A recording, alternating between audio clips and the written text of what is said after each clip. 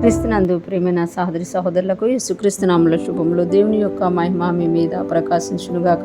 ఈరోజు దేవుడు మనకిచ్చిన మాట ఆమోసు గ్రంథము 4వ అధ్యాయము 7వ వచనం. మరియు కోతకాలమునకు ముందు 3 నెలలు వాన లేకుండా చేసి తిని, ఒక పట్టణం మీద కురిపించి మరి ఒక పట్టణం మీద కురిపింపకపోతిని. ఒక చోట వర్షం కురిసెను, వర్షం లేని చోటు ఎండిపోయాను. ఈ మాటలు ఆమోస్ ప్రవక్త ద్వారా దేవుడు తెలియజేస్తున్నారు. తన ప్రజలు తన వైపు తిరగాలని దేవుడు ఇక్కడ ప్రయత్నిస్తున్నట్టుగా మనము చూడగలమాట.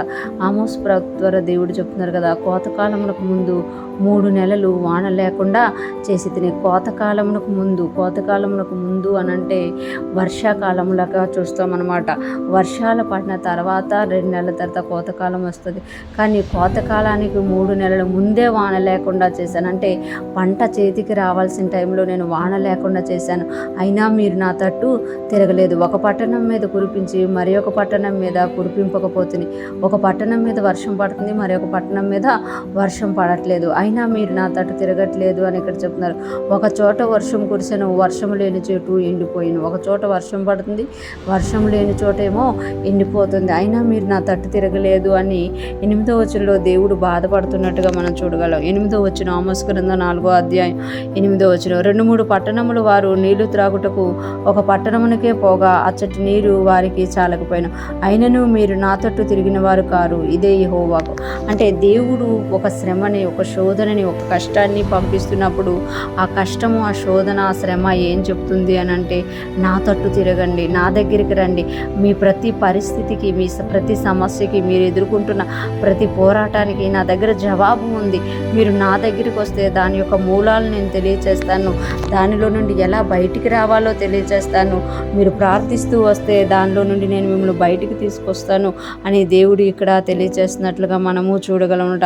ఆయన కోతకాలానికి ముందు వాన పడకుండా చేసినా కూడా ప్రజలు ఆయన తట్టు తిరగలేదని దేవుడు బాధపడుతున్నారన్నమాట. ఒక పట్టణంలో వర్షం పడుతుంది, ఇంకొక పట్టణంలో పడతలేదు. పడిన చోటేమో వరదలు అవుతున్నాయి, పడన చోటేమో ఎండిపోతుంది. అంటే నేను ప్రతీది చేస్తున్నాను కానీ మీరు నా తట్టు తిరగటలేదు. సమస్తము నా చేతిలో ఉంది. వాతావరణమైన, పరిస్థితులైన, ఆరోగ్యమైన, ఐశ్వర్యమైన, సమాధానమైన, నెమ్మదైన ఏదైనా నా దగ్గర ఉంది.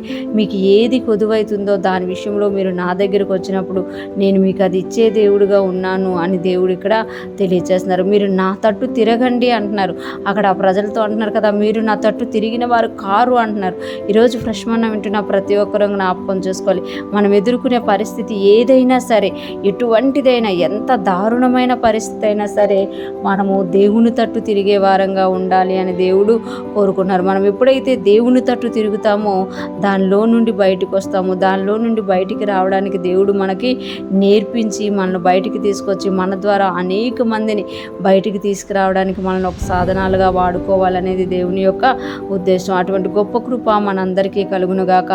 దేవుని వద్దకు వెళ్ళి దేవుడి దగ్గర నేర్చుకుని మనము దేవునికి మహిమకరంగాను అనేక మందికి ఆశీర్వాదకరంగాను మారుదుముగాక. ఆమేన్.